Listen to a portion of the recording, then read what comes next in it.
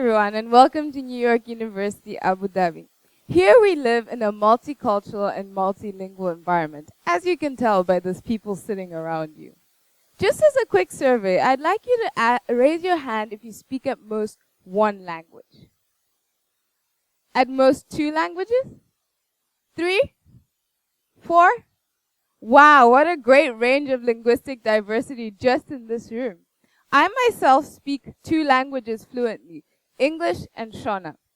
Shona is a majority language spoken in Southern Africa in a country called Zimbabwe. It's not a language that immediately sparks recognition, and so I'm always excited to share it with everyone I come across. At first it was easy. They would ask questions like, how do I say thank you? Or how do I say that I'm going to the mall? But then they started asking more difficult questions, like, how do I say that the orange hue of the sunlight reflects happiness? I had to stop and think for a while. Eventually I got there, but the lack of ease with which I got there concerned me. Not because I was forgetting English translations to Shona's sayings, but because it took me back to a time in high school when a friend threatened my identity. I went to school with this friend in an international school in Swaziland. She had been born and raised her entire life in Zimbabwe, and so had earned the title of the real Zimbabwean. I was petrified of her. It was as if she could somehow decide whether or not I was accepted into my cultural identity. Weeks went by and nothing happened. I started to feel a bit ridiculous, actually. But then, it happened. I said something grammatically incorrect in Shona, and she called me a diluted African. At that moment, not only had I been removed from my own country, I'd been removed from an entire continent too. It was then that I realized why language is important to me. Shona was an intangible part of Zimbabwean culture that I could call mine, even though I wasn't physically there. The jokes and the secret comments that I could make in Shona made me feel like I belonged. And for a second, my friend had taken that away from me and made me feel lost. I had to relive this feeling of loss when I struggled to share Shona with my NYU Abu Dhabi friends, and I didn't like it one bit. Seeking to find company in my concern, I started asking others how well-versed they felt in their native language, given that a lot of them have gone to school exclusively in English or are heavily exposed to English through media. And what I found through these conversations was that I was not alone. We were all suffering. But the question is, suffering from what? What is it that is threatening native languages? I needed only to look around the room to answer that question. Shelves stocked with endless English titles, multiple news channels all in one language. Even the house decorations were in English. English had invaded my house, my room, and now it was invading my mouth. English has started a slow and quiet assault on native languages, and this is mostly due to an imbalance of exchange. English has gained prominence on the global stage because of its importance in communication, politics, and economics, such that it's being rapidly exported to places where English was never dominant before. But a similar export of native languages to other parts of the world is not being observed, and this imbalance is eroding native languages. To demonstrate this visually, I'd like to direct your attention towards the screen. Currently, there are 7,102 known languages to man. And according to the Endangered Languages Project by the Alliance of Linguistic Diversity, the number of languages are predicted to drop to 4,048 by 2070. That means by the end of our lifetimes, the number of languages will be half of what they are today. Why is this important? Why should we care? Well, it's in the words of one of my favorite people, the late and former president of South Africa, Nelson Mandela.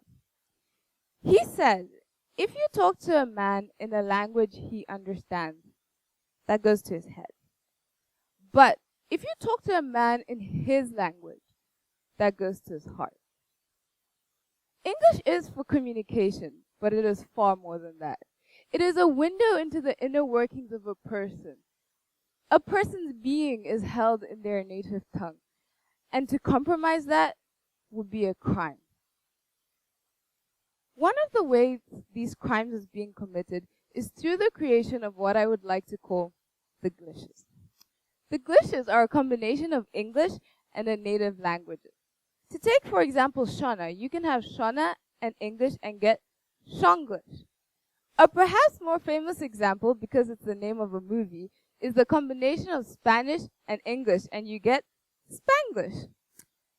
This unplanned combination of native languages usually arises when a person is speaking, and for a fraction of a second, they forget the word in the native language that completes the sentence.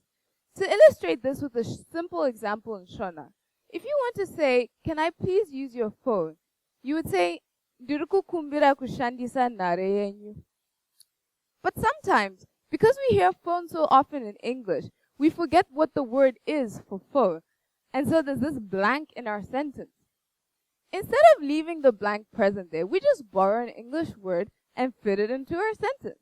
And the sentence becomes, "Ndiruku kumbira kushandisa phone yenyu." What I've created is a temporary patch for my sentence. But over time, this patch becomes less temporary and more permanent. This process of filling in the blanks doesn't even have to be a single word. It can be entire sentences that are mixed into a conversation. I admit to doing this quite often. Sometimes when my father and mother call me, we may start the conversation in Shona, saying hi and hello. And then when I have to explain the complicated things I'm doing in university, we may switch back to English because it would take me forever to say that in Shona. And then at the end of the conversation, we might say goodbye in English or Shona, depending on how we feel. My roommates often overhear my conversations and are marveled at my ability to drift in and out of my native tongue. But if only they knew it was a skill I wish I didn't have. Filling in the blanks is doing a lot of damages to languages. It eats away at the language until there is nothing left, until the language has less syntactical and grammatical complexity, such that it fails to evolve with the innovations that need names and descriptions. How can people update their language if they are losing the components that are already there? The loss of native languages is also being mediated through the lack of formal education. In many places, schools are taught exclusively in English, even if that's not the native language of the place. I can tell you the English titles I read in lower high school and the first year of college. Titles you probably remember too if you went to an English-speaking school. But ask me the number of Shona titles I remember in the past 5 years, and those are far fewer. And this isn't just a personal experience, it's a national experience. The number of academic and fiction books written in Shona declined dramatically as you go from primary to secondary to tertiary education. This seems counterintuitive to me, because as you reach higher educational levels, you're supposed to be developing a richer language base, forming new associations and connections that didn't exist before. If comprehensive academic Shona stops in early adolescence, how are children supposed to talk about more than everyday matters? How are we going to equip them with the tools to develop their language in the rapidly changing world that we live in? That is the crux of language stagnation and underdevelopment. It is the death of a language before its time. The spread of English is also resulting in expression oppression. For me, there are just some things I cannot say in English, just because I take on a slightly different persona when I speak English compared to when I speak Shona. For example, Shona speaking Vongai is way more loud and way less shout than English speaking Vongai. And I often see this in pictures of myself. In the picture on your far left is me just before an English speaking debate. I look very subdued. In the other picture is me with my mother, talking and laughing in Shona. Now, don't get me wrong. I'm not saying I'm always happy when I speak Shona and I'm always sad when I speak English. But there's just a certain comfortability that comes with speaking your native tongue. Speaking Shona is like going home in a way. It's a place where I never feel judged for being myself. My mother, who is in this photograph, also experiences this dual personality. She always chastises me in Shona, as if doing it in English will somehow result in a half-hearted expression of her disappointment. It's as if all her intense emotional states are tied to Shona, and that doing it in English will somehow be a form of infidelity. To be honest, it's probably also because she knows chastising me in Shona will inspire greater fear than English ever could. All jokes aside, these examples serve to illustrate that language is not just an expression of identity. It is that cultural identity that people embody when they speak. If we let languages become extinct, we are essentially sewing the mouths of the speakers shut for life, depriving them of a voice that everyone deserves, a voice that cannot necessarily be heard in the foreign tones of English. So what can be done? After all, English has already spread. Well, stop speaking English right now. This, of course, is a ludicrous suggestion, and it's not what I'm saying at all. But I do propose there are changes we can make. The most powerful thing a nation can do is to destroy the hierarchy of language at the earliest stage possible, that is, in schools. My experience in a monolingual English school in Zimbabwe made me feel strongly about this because Shona was taught almost as a secondary language. The intelligence of my classmates and I were evaluated based on our English speaking ability. Instead of seeing the synergy between English and Shona, we saw English sitting firmly above Shona. In this way, English became the language of prestige and superiority, and Shona was framed as the language of outdated tradition. And that is an experience that no children should ever have to feel.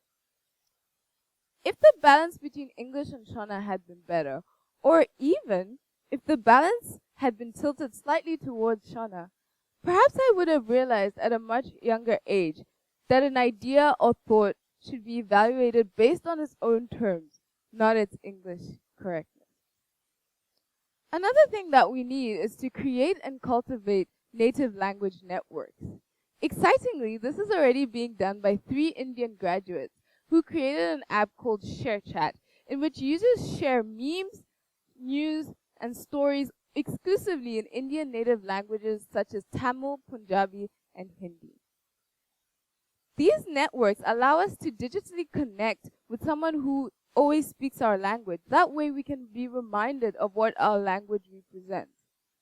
It's amazing that we have language networks to help us learn new languages, but we also have to remember that we need networks to sustain the ones we already have.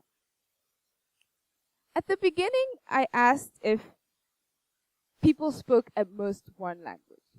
And there were a couple of hands out there. And maybe that language was English. And you might be wondering, where do I stand in this?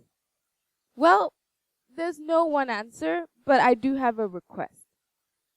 Engage, empower, enrich. Engage with people who speak a different language from you.